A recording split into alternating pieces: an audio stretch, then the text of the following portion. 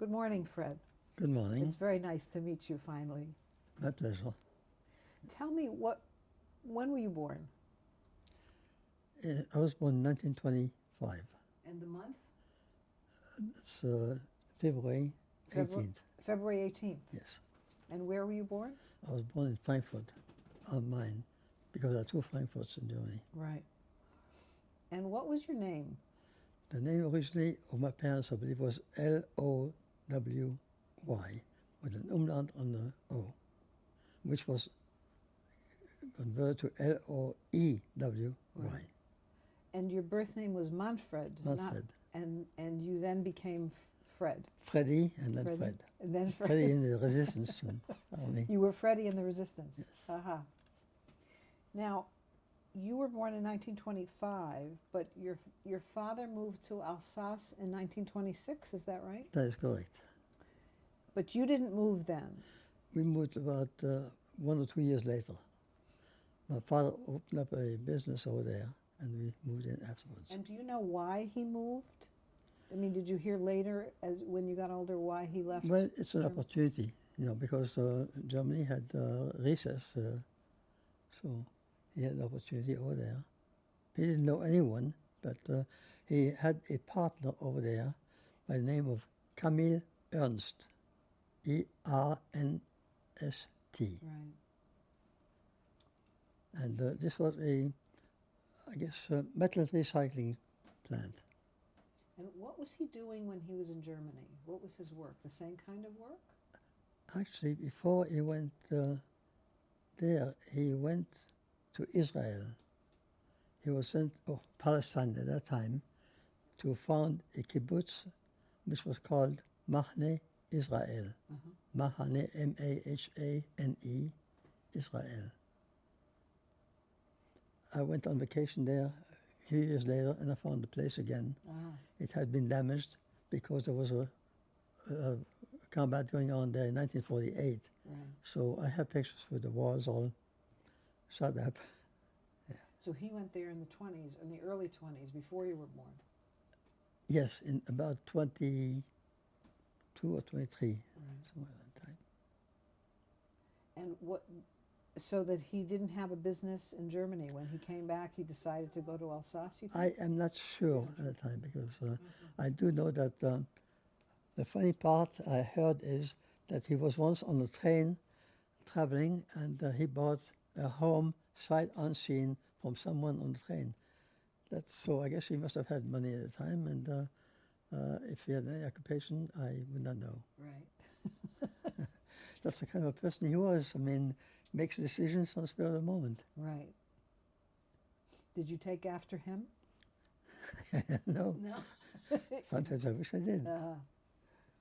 So when you moved to Alsace, you lived in a small town called Celesta, Selistadt. yes. And that is where he went into business with Camille Ernst. Right. Which turned out much later to be very important. Absolutely, Yes. yes. Now, what is metal recycling? Do you know?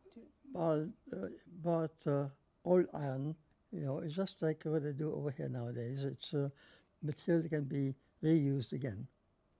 Right. I guess they were ahead of its time because this is very popular now. So then he would sell it. Yes. Sell the I was too young to remember that, except I went with him once to a place where this was all stored, a big storage area. Were you fairly well off? Were you comfortable? Oh, yes. Economically? Yes. So you lived in a home or an apartment? We had an apartment over there, yes. And you had a room with your brother, Max? Correct, yes. And Max was how much older than you? 3 years older. He was born in 1922. In 22? Yes. And your sister? My sister was born in 1920, 5 years older than me. I see. So she's the eldest. Yes. And your parents then were married when? In 1919? In 1919. 1919. That's correct. Yes. Right. So let's talk a little bit about what it was like when you were a kid at home. Well, I guess one thing I remember very well, and it is I used to go to school in the Célestat, Collège Cuberlé, it was called. And some kids used to pick on me to the point where I did not want to go to school. And I was hiding near the house, in the house actually, under the stairway, until a neighbor found me over there and reported me to her mom.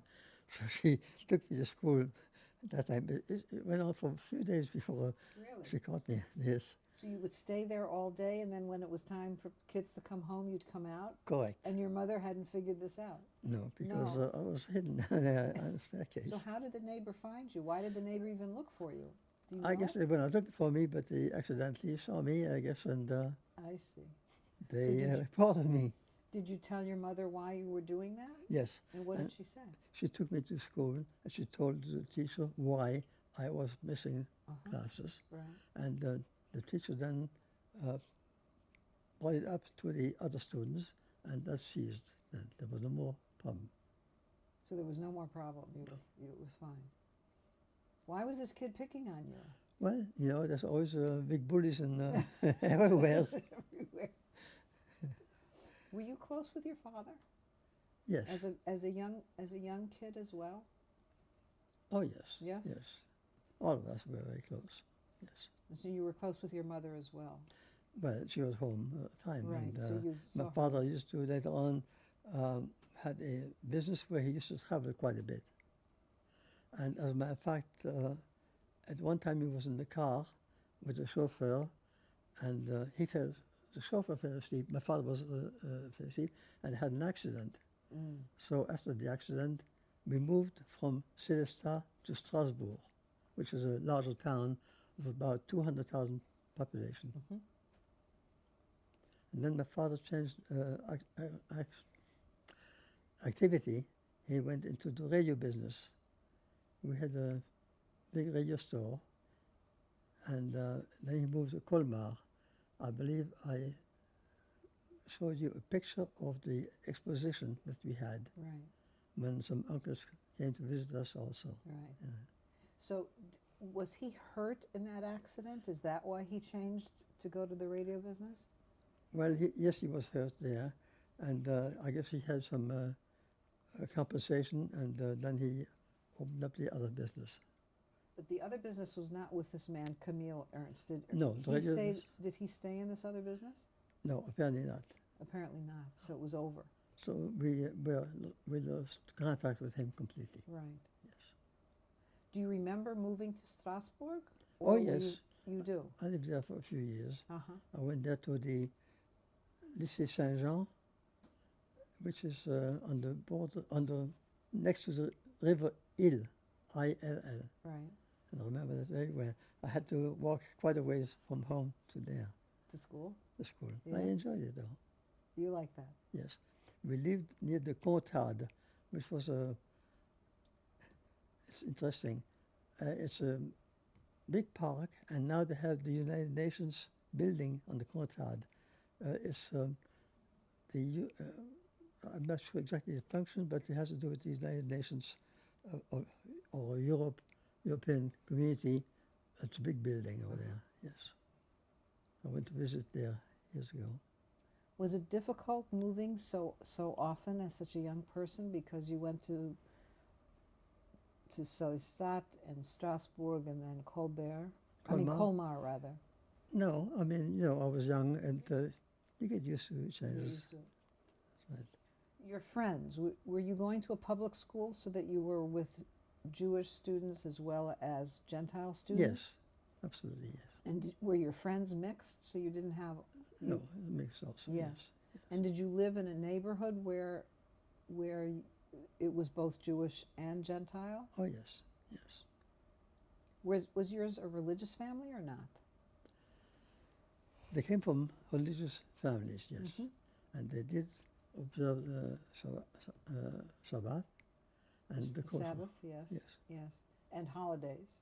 and holidays, absolutely. Did yes. you go to synagogue? Yes. You did. On a regular basis? No, usually I went on holidays. Were you kosher? Yes, You were. absolutely. Absolutely. So you were very that time. conscious of being Jewish and, Oh, yes. and the traditions. Oh, yes. I remember in Colmar, we used to have the Simchas Torah holidays, Uh-huh. and they took all the children, and they had them go in a circle around the offices of the congregation, and they used to hand us candy bags of Right. candy. It was very, very You nice. like that? I like Yes, that, that was yes. a fun holiday. Got a wasn't sweet tooth. it? Yes. And you had a lot of friends as growing up? Oh, yes. And Very much so. were they often at your house? Well, Or- occasionally. Occasionally. But there's one thing I objected to at that time. Mm. My father wanted to have me go to the synagogue on Saturday afternoon with the other children, and I just didn't like that too much. You wanted to have your Saturdays to yourself. Yes, So what happened? Who won? I guess I won. You won. So what was it like at home? Were your parents very affectionate? Did they talk with you a lot? Oh, yes. Well, they had to make a living. They were busy. My mother had a business of her own, Oh, she did. what they call bonneterie, which are underwear. That's was a separate business. My father had his business, so they were traveling. I mean, in Colmar, they had the open air markets Hmm. twice a week on Thursday and Saturday. And then my mom was over there. Otherwise, we have a store. And it was She interesting. had her own store. Yes. in Now, the is that Bonneterie. unusual for a woman to be doing that kind of work, or not so much? Well, no, It I don't wasn't. think so. Did you go to that store also and work sometimes? Well, yes, I didn't work there, but we had actually like a small apartment behind it, Uh-huh. or at least a few rooms. Right. So I used to go there too. But that's not where you lived. You lived Oh, in no. another place, but you were able to just be there and so you could play as a kid. Oh, yes. Did you eat dinners together? Oh, yes, absolutely. So Absolutely. all the Breakfast and dinners. with Max and Erna is the name of your sister. My sister, that's correct. And Bertha is your mother, Yes, and Elias is your my father, correct. Right. So, did you talk politics when you grew up? No, but I was very much interested in things that went on in the world. Mm-hmm. I used to read the papers You all did? the time. Yes. First of all, for breakfast, I had my dictionary in front of me. Your dictionary, right? For lunch, I had my dictionary in front of me, and too. And I just read it from cover to cover. I mean, I found it very interesting. I liked words. I followed the attack of Italy on Ethiopia. Really? I got interested in that. I was interested in the revolution in Spain, Franco Revolution. Uh-huh. I followed that very closely too. And the events in Germany. I was very much interested in these things, yes. But you were born in 1925, so when Hitler takes over In 33 in 33, years. you're 8 years old. But I But was you're, used to the but you papers. were, so when you said you were sitting with the dictionary, does that mean you were using the dictionary and reading the newspaper, or you were just No, no, no, reading no, the no. dictionary? Dictionary. You were just This- reading the dictionary. And I found time for newspaper too. Now, in 1933, I was interested in what was going on because my relatives lived in Germany at that Uh-huh. time, in Frankfurt. My grandfather lived there. My uncles, it was a family of 10 children, actually. My mother was one of the 10. Wow. So one of her sisters had moved to Brazil. And she came to Colmar, no, to Siesta. On the way to Brazil, she stayed a few days with us. Right. But then we still had 8 brothers over there and sisters. One of her brothers was killed by the Nazis on the Christian night. And What happened is, when they were looking, the police was looking for Jews to arrest them. He was in the cellar. And when the 2 policemen came down there, they found him. Okay, I should go back a little bit. One of the neighbors in the house watched my cousin, his son, bring him food and followed him and saw that he was going to the cellar and where my uncle was hidden. So he reported him to the police. When the police came, he was making believe that he was chopping some wood for the fireplace. and the Germans accused him of having threatened them with the axe. And they said that he died of a heart attack. Well, my cousin, the older one, his oldest son, opened up the casket later on. He found out that he had been beaten in the face and shot through the heart. So there was no question about that having been murdered. You know. So his mother sent him to England on Kindertransport to get him out of the way because he was the oldest one. The young one followed, the middle one followed later on. The youngest one is the one that the neighbor had spied on, and he remained with the mother. She went to Belgium, and I met her there after the war. She was hiding in a farm under a false name also. So between 33 and 39, are you discussing politics in your home, or you're reading the newspapers and seeing what's going on in Germany? Well, yes, we discussed what was going on in Germany because my mother was very much concerned about her family there. Right. And then in 39, my father had family in Poland, so he was concerned about it too. Right. And what happened in the Kristallnacht, my other uncle, one of my mom's brothers, Willie, was arrested, and he went to the camp of, it starts with an R, I forget the name now. This became a women's camp. Ravensbrück, that's correct, yes. And he died over there in 1941. His wife had passed away before the war, so he had a daughter, and apparently she was in a home for orphans at the time. I found out later on that the Nazi kids broke into the orphanage and attacked the girls over there. I see. Then they had a death certificate saying that she died of a lung infection. I spoke to relatives later on, said no. Apparently she committed suicide after what happened. So you're not hearing about this, however, until much later, right? Oh, yes. There's just a lot of worry about what's Well, what's about going my uncles, yes, I found out right right at the time. Right. Another uncle, Uncle Meyer, was also arrested, went to Buchenwald, but was released when he got visas to come to the United States. So he was in the United States. He was saved. Right. And another uncle, Nathan, and his sister, Fanny, went to the United States before the war. They had some papers to see some relatives over here. So does your father come from a large family, or was he the There only were child? There were eight children, one girl and 7 brothers. One of the brothers came to visit us, went back to Holland, then he went back to Germany, and he disappeared in Poland again. He died there. Right. He was murdered, I'm sure.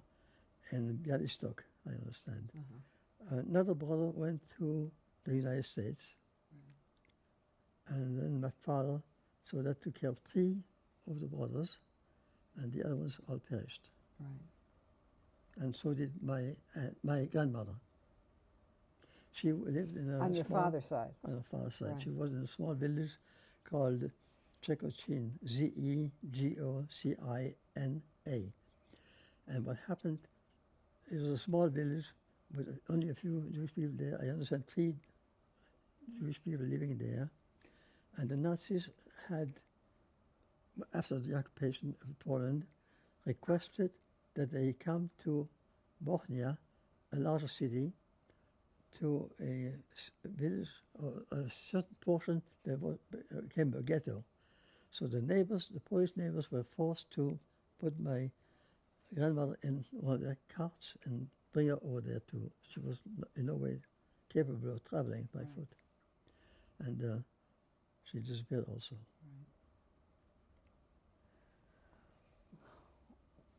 Let me go back to you as a kid. Besides being interested in the dictionary, what else were you interested in? It's a very interesting interest. It's very unusual to have a child. I was interested in the words, In how words. spell. And how to I was, spell? I was And very you- good at that spelling. And what was the dictionary? French? Larousse, Larousse. Larousse Illustré. Right. Come on, yes. It's a big dictionary. I Yes, think. it's a very big dictionary. That's right. Did you get through the whole thing? Oh, yes. And Really? then back again sometimes. I mean, I didn't do it one month or so. It No. took time. But did you start with A and then go through? All the way, Really? yes. I picked up a few Latin words at the same time. I bet you did. Or the etymology of the words, you Right. know. Was your brother and sister interested in words in the same way, or were you very different? I don't know, but there were bookworms also. They were bookworms. Yes, So all of you were bookworms. yes. And your Absolutely. parents too? No, No. they not so much. Although they read the local newspaper in Alsatian in German dialect, you Right. know. But they didn't read any French books or anything like that. I guess my mom read some German books, yes. Right. What sort of a personality did your mother have and your father have? Did you, because they both, We're especially your busy. father, turns into a very imaginative kind of person, taking a lot of responsibility in a very difficult time. Absolutely. Did you see that early on? Could you tell? No, his main concern was for his family, Uh-huh. how to make a living. It was difficult at the time too because in France you could not be employed as a foreigner in order not to take jobs away from local people, so they had to be self-employed. So this was very difficult, Yes. especially since he did not speak French either, but Alsatian and German. So he spoke Alsatian and German. He never learned French. Not at that time, no. When he went to southern France, then he picked up some. Yes. Uh-huh. near But the still, he walls. wasn't fluent. So No. you were fluent. Yes. And you could speak Alsatian and German And and French. French. Yes. And some And- English. And some English. Not too much English at that time. Right. My mom was very concerned about us, the children. She was very motherly, we can Yes. say. Yes. Before the war, were you able to see relatives in Germany? You never went to Poland, am I correct? No. But you did go back to Germany and yes. visited. Went to weddings or their family weddings, you know. And I went back, at least I remember, twice for sure. Uh-huh. Probably 3 times, but twice for sure. Right. To 2 different, no, I went to 3 different weddings over there. 3 different weddings. Yes. Before the war. Yes. Really? So did you feel close with these people, or not too much? There were 2 uncles and 1 aunt. That's Yes, I all. was very close to them. Oh, so The you were. family was very close. I see. What happened at that time, my grandmother had passed away in 1929, I believe. So my grandfather had 8 children to support for a long time.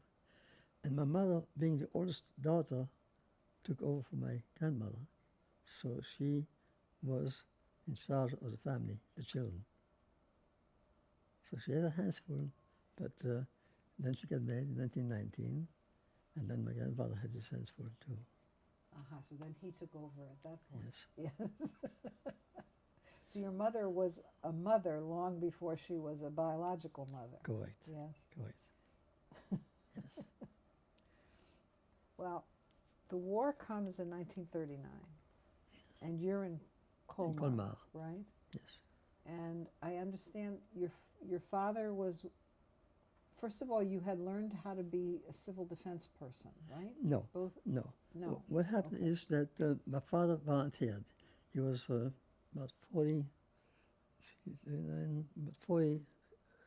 years, 49? He was about 49 years old. Uh-huh.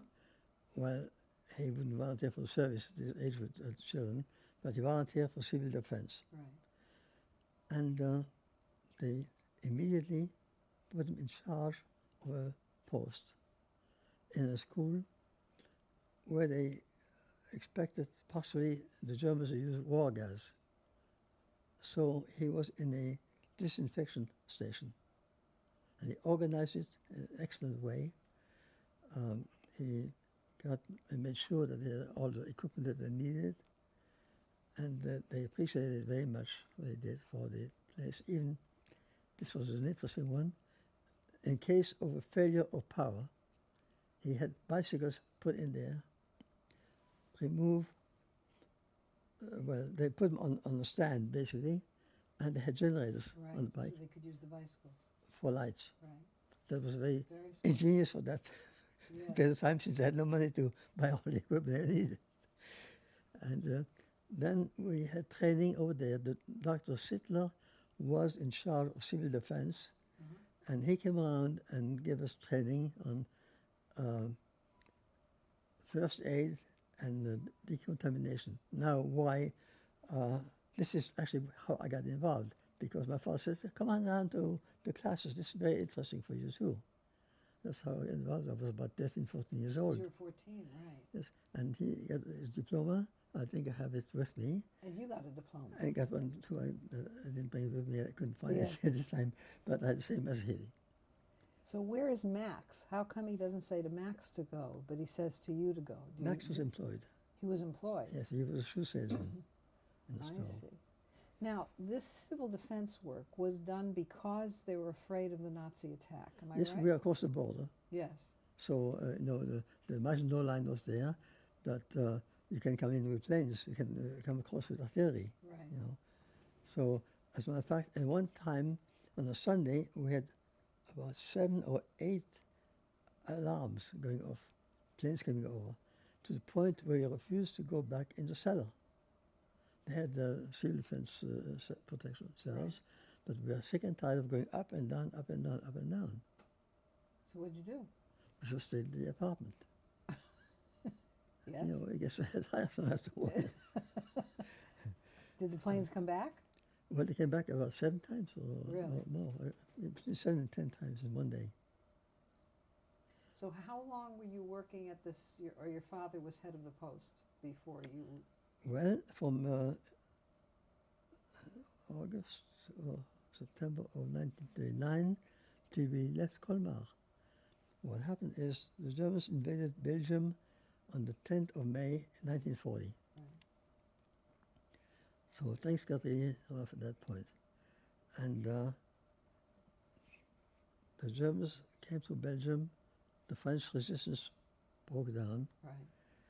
They came across the Vosges Mountains, which was, here is the Rhine River. We are in Colmar, in the Alsace, in the plains, and the Vosges Mountains. The Germans came around because the Maginot Line was facing one way. All the guns were facing The other way. east Yes. and couldn't be turned around. That was a really stupid move on the part of the French army. Right. But they thought that it was only meant as a temporary measure to give the chance to France to mobilize its troops. Right. That's what the purpose was of the Maginot Line. We're going to have to stop the tape at this point, and we'll start again right there.